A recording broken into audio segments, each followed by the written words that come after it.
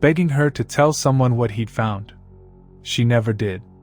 And then he vanished.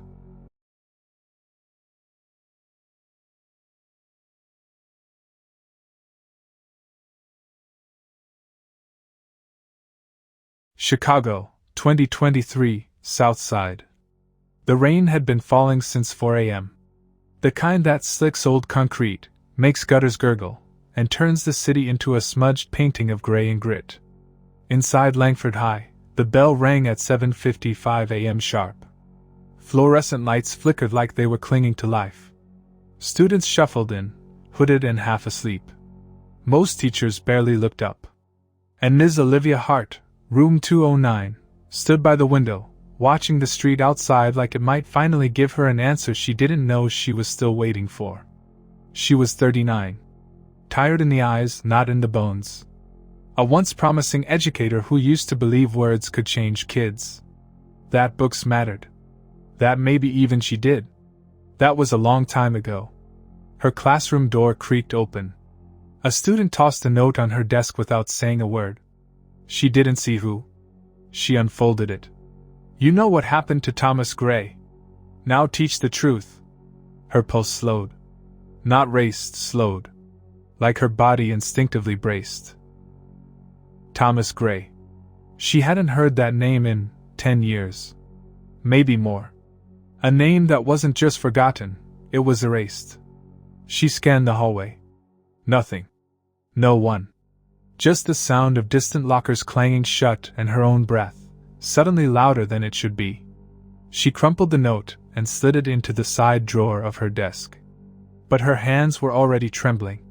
Flashback, 2013. Thomas Gray was a junior. Quiet. Brilliant. Troubled in a way Olivia had once recognized but ignored. The last time she saw him was on a rainy afternoon, just like this one. He had come to her crying, desperate, begging her to tell someone what he'd found. She never did. And then he vanished. Police chalked it up to a runaway. The school issued a brief statement. Then silence. Room 209 kept going like nothing ever happened. And Olivia never told anyone what he said to her that day. Until now, she hadn't thought about it in years. But someone clearly hadn't forgotten. Now. The intercom cracked. Mess. Hart, please come to the principal's office. She flinched. She hadn't done anything. Not yet. But when she stepped into the hallway, every fluorescent light above her seemed a little colder. The principal's office was colder than she remembered. Principal Danvers looked up from behind his cluttered desk. "Sit down, Olivia," he said, motioning to the cracked leather chair across from him. He looked tired. But Danvers always looked tired. Like most administrators in Southside Chicago, he was just trying to survive the school year, one suspension and grant application at a time. Olivia sat, legs crossed, her coat still damp. "I'm going to ask you a strange question," Danvers said, tenting his fingers. "Have any of your students been asking about Thomas Gray?" The name landed between them like a dropped hammer. She stared. "Why?" "Someone slipped a flyer into every senior locker this morning. A black and white photo of Thomas with a question under it. Why did room 209 stay silent?" Olivia's jaw clenched. He slid the flyer across the desk. It was printed on printer paper, the grain slightly pixelated, but the eyes in the photo were unmistakable. Sharp. Haunted.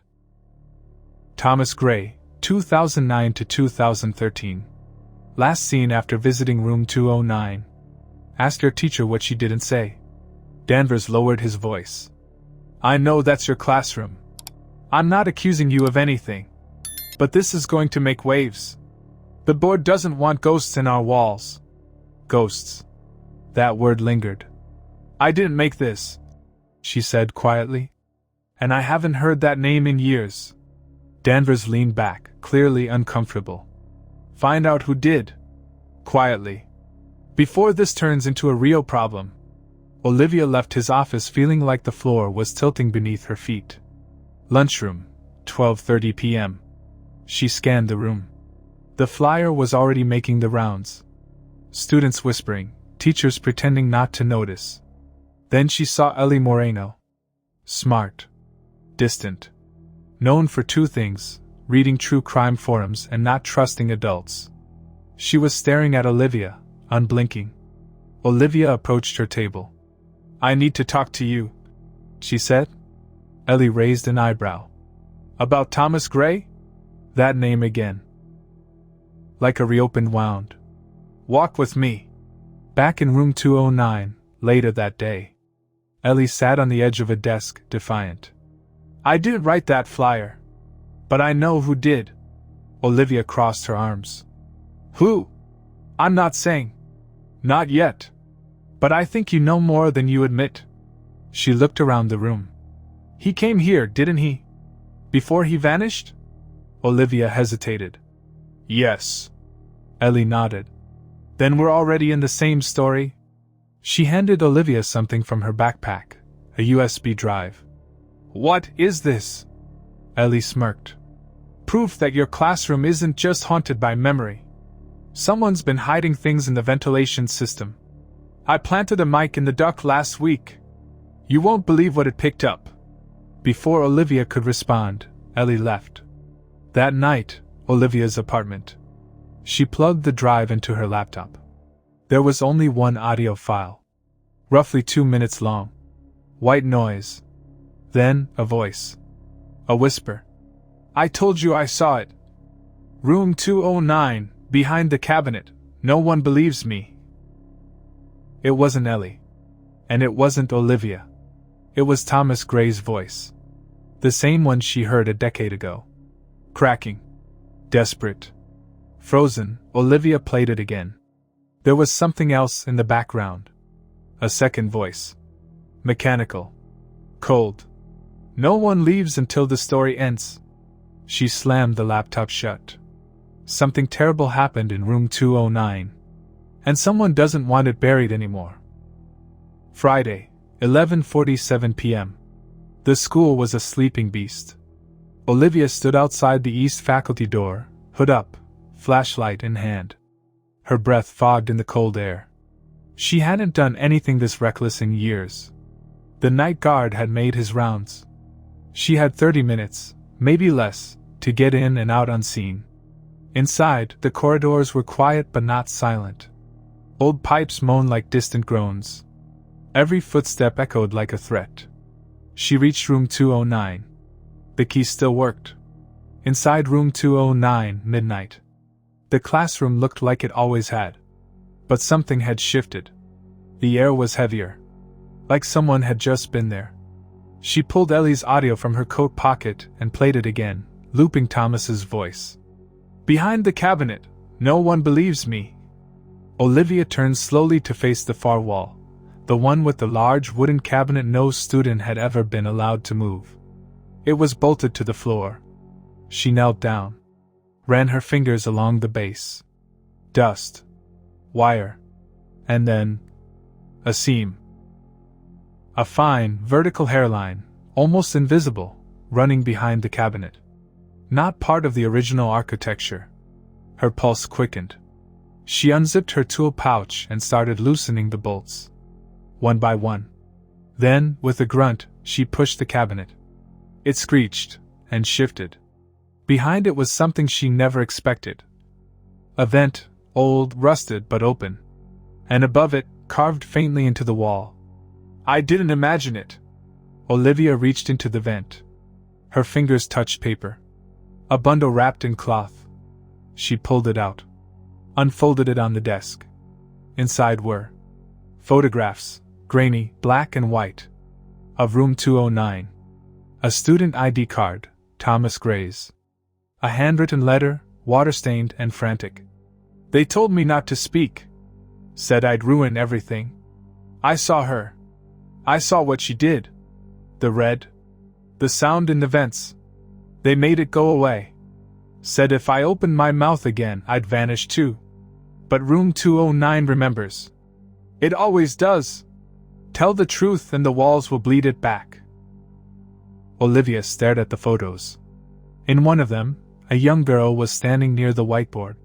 But something was wrong. Her face was blurred, not by motion, but like the photo had been tampered with. As if someone didn't want her to be seen. A sudden sound, the air vent breathes. Behind her, the vent rattled. She froze. Nothing. Then, a whisper. A new voice. Not Thomas.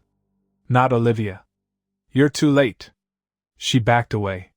Suddenly, the projector turned on. It wasn't plugged in. The screen rolled down with a snap, displaying a looping image. Room 209. Empty. But the cabinet, moving. Her heart pounded. She turned off the breaker. Nothing changed. The image stayed.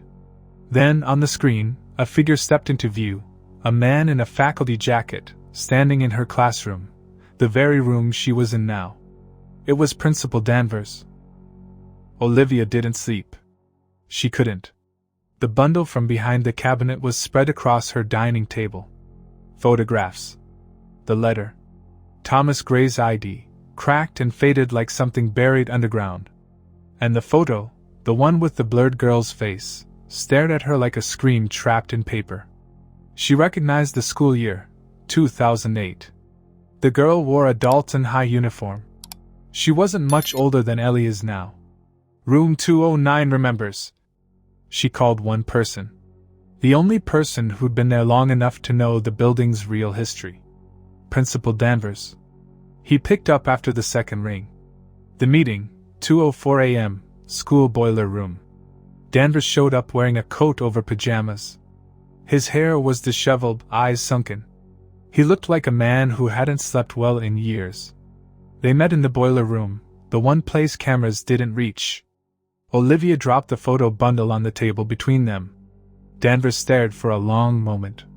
Said nothing. Olivia. I found them behind the cabinet in room 209. The student, Thomas Gray, wrote this.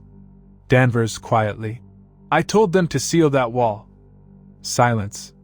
Then, like a pipe bursting. Danvers. Thomas wasn't crazy. Not even close. But what he saw, what we let happen. I wasn't strong enough to stop it. He took a deep breath. His hands shook. There was a teacher. Miss Reva Hallstrom. English and poetry. She taught in room 209 for 6 years. She was charismatic. Too close to some of the boys.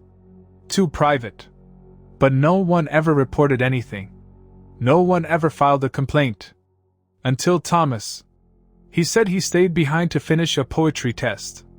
That he saw her, with a girl. Cornering her. Whispering things. Then yelling.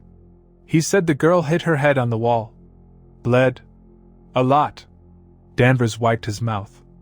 His voice cracked. No body. No missing student. Just a scared boy and a story. And Reva? She vanished the next week. Quit. No forwarding address. Nothing. Olivia's voice was ice. So you did nothing? Danvers slammed the table. We were told to shut it down. The board didn't want scandal. Thomas's parents were bought off. Records disappeared. But he never stopped talking. So they called him disturbed. Put him in counseling. Expelled him for violent outbursts. Danvers looked Olivia in the eyes. He was telling the truth. But room 209 had already been erased. Back in her car, 3:02 a.m. Olivia sat frozen behind the wheel. Miss Hallstrom. No trace. No obituary. No criminal charges. Thomas expelled. Silenced. But who was the girl? The one no one reported missing? And how could an entire body vanish without a trace, if she really died there? She replayed Ellie's recording again. Just to hear Thomas's voice. The wall, it breathes when you stand close. It remembers. Then a new realization struck her. The girl in the blurred photo. She looked familiar. Not from her own memory, but from a student file she'd seen last week. Ellie's file. Olivia hadn't closed her eyes. The photograph sat under a desk lamp. She'd magnified the blurry face, compared it side by side with a scanned student file she found last week while checking attendance anomalies. The girl in the photo? Same nose. Same chin. Same eyes. Not a ghost. Not a myth. Her name was Maya Albright. A junior at Dalton High in 2008. No record of transfer. No record of graduation. Just a final entry in the digital log. Withdrew, February 14, 2008, medical transfer approved. But no hospital matched the code. And one more detail chilled Olivia. Maya Albright was the older sister of Ellie, the student Olivia was tutoring. Saturday, 12:15 p.m., Principal Danvers' office. The school was closed for the weekend, but Olivia still had her keys. She walked into Danvers' office intending to show him the discovery.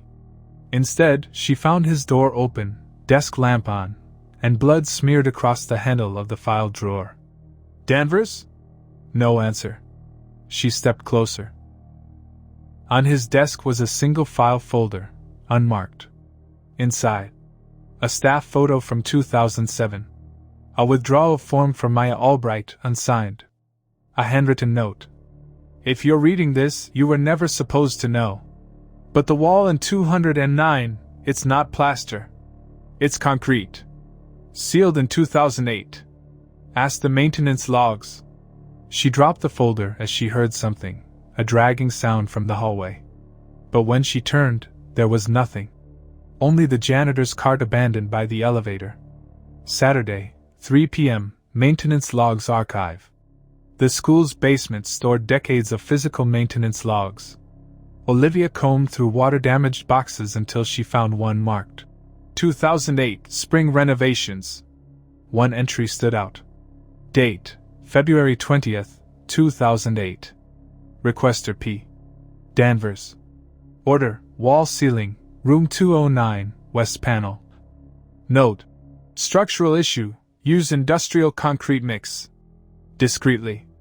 No further access after pour. No photos. No inspection signature. That wall in room 209. It was sealed just days after Maya withdrew. Jesus Christ. Was she never transferred? Was she? No. She couldn't think it. Saturday, 5:20 p.m., Ellie's apartment. Olivia sat across from Ellie in silence. She pulled out the blurred photo. Then the yearbook. Then Maya's file. Ellie looked at the images for a long time. Then whispered, "Ellie, you know, sometimes I dream of a girl screaming. I used to think it was a nightmare, but now it feels more like a memory." Olivia. "Ellie, I think your sister might not have left this school." Ellie froze. "Why would they lie about that?" Olivia didn't answer.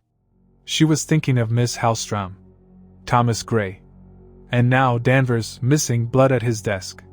Someone didn't want room 209 remembered. Saturday night, 11:40 p.m., returned to room 209. They broke in together. Olivia brought tools. A flashlight. A recorder. Ellie brought a pendant Maya used to wear, one she found buried in a drawer years ago. The room was quiet. Too quiet. Olivia tapped along the west wall. Hollow. Hollow. Hollow. Then thunk. Solid. She placed her hand there. It was cold. Damp. Concrete. She turned to Ellie. "Olivia. She's still here." Olivia knew she was no longer in safe territory. The school board wouldn't believe her. The cops wouldn't act without evidence. So she called in someone she used to date, Simon Eckhart, a forensic specialist who now worked in private building inspections. They met in secret, at the back entrance of Dalton High. "Simon, you're telling me you think a girl was sealed behind a classroom wall 15 years ago?" Olivia. "I'm telling you I think the wall was put up to hide something. I need to know what." Simon raised an eyebrow, then pulled a ground-penetrating scanner from his kit. "Let's go ghost hunting." Sunday, 9 a.m., room 209, scan session. Simon worked fast, placing scanning pads on 3 points across the concrete wall. The system took just under 7 minutes. When the skin rendered, Olivia leaned forward, breath held. Simon. Jesus! The internal layer of the wall wasn't uniform. Behind the sealed concrete was a narrow vertical cavity, 6 feet tall. And inside, there's something long, cylindrical, organic density. Could be wood. Could be. Olivia. A body. Simon nodded slowly. Then added, there's also a second object. Smaller. Metal. Maybe a pendant. Or a camera? Olivia felt her blood go cold. They were standing inches away from what could be the burial of Maya Albright. Sunday, 11:20 a.m., unknown observer. Neither of them saw the figure watching from the west stairwell. Someone had been following Olivia, tracking her movements, reading her messages. As she left the building with Simon, the figure slipped quietly into room 209 and left a small tape recorder on the desk. Sunday, 2 p.m., call to Ellie. Olivia met Ellie in her car, outside an old gas station halfway between Dalton and the city. Olivia. Ellie, we scanned it. There's someone inside that wall. Ellie. Do you think she's really in there? Olivia. We need to file an official excavation request with the board. But that could take weeks. Ellie. We don't have weeks. She was right. Too many things were happening too fast. Olivia made the decision. We go in tonight. Quietly. Sunday night, 11:48 p.m., returned to room 209. Olivia and Simon came equipped, chisels, gloves, and a silencer drill. Ellie waited in the hallway, flashlight trembling in her grip. Simon began cutting into the concrete. The sound was sickening, like cracking bones. By midnight they'd cleared away a panel large enough to reveal the cavity. What they found inside wasn't just a skeleton. It was a perfectly preserved, mummified body, pressed against the wall. Hands bound. Mouth sealed with surgical gauze. Around her neck, a rusted pendant shaped like a crescent moon. Ellie dropped to her knees. Ellie. Maya. Sunday, 12:12 a.m., discovery. Simon reached in to collect evidence, when something else clattered to the ground. A VHS cassette. Labeled February 13, 2008, Room 209, Archive 02. They stared at it in horror. Olivia's voice was barely above a whisper. Someone filmed this. Monday, 12:30 a.m., the tape. They didn't wait. Olivia, Ellie, and Simon rushed to Olivia's apartment, breathless and pale. Simon dug out an old VCR, powered it with a converter, and fed in the worn cassette. The screen flickered. Grainy footage. A dimly lit room 209. February 13, 2008. The camera is handheld. Shaky. In the center of the room, Maya Albright tied to a chair. Bruised. Barely conscious. Standing around her, 4 people in Dalton High faculty uniforms, wearing white masks. One speaks with a distorted voice. You knew the rules, Maya. You looked in the files. You spoke to someone outside. Maya spits blood. Maya, you're drugging students. You're hiding records. You think no one will ever find out? Masked voice. No. Because you won't leave this room. The last thing the tape shows is Maya screaming as they begin sealing the wall behind her, alive. Then static. Silence. Monday, 2 a.m. The truth burns. Ellie couldn't stop shaking. Simon stared blankly. Olivia was crying. Ellie. It wasn't just murder. This was a ritual. A warning. They rewind the tape and freeze a frame just as one of the masked figures lowers his hand. A ring glints on his finger. Zooming in, Olivia gasps. That's Principal Gerard. And beside him, another man whose face is just barely visible beneath his slipping mask. Olivia. Oh my God! That's Councilman Hargreave. He was a teacher here in 2008. The conspiracy reached far beyond the school. Dalton wasn't just a school. It was the testing ground for a psychobehavioral conditioning program, where select students were drugged and studied, their reactions recorded. And Maya? She uncovered it. Monday, 3 a.m., escape and loss. Olivia loaded the footage onto a flash drive. She planned to deliver it to the media, to expose them all. But as she stepped outside her apartment, a black SUV was already waiting across the street. "They're watching." She ran back inside and told Ellie and Simon they had to split up. She handed the drive to Ellie. "Olivia, if I don't make it, get this to the press." Ellie hesitated. "Don't say that." Olivia forced a smile. "Room 209 took Maya. It's not taking me too." Monday, 5 a.m., the flames. By sunrise, Dalton High School was on fire. The blaze started in room 209. The structure collapsed before firefighters arrived. Officials called it an accidental electrical fire. But Olivia, watching from the woods nearby, knew better. She dropped her lighter and walked away, flames in her eyes. Some walls don't need to be opened. Some need to burn. Epilogue, 1 week later. A news report opens the next scene. A shocking leak has exposed a former Chicago area school where faculty allegedly conducted psychological experiments on students in the mid-2000s.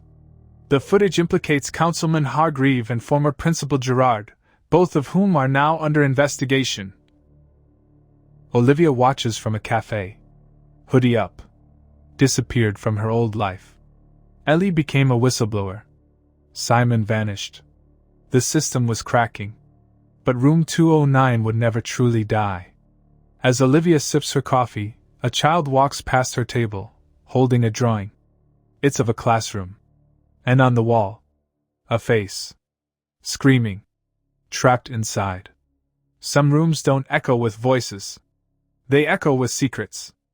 And when you break the silence, they scream back.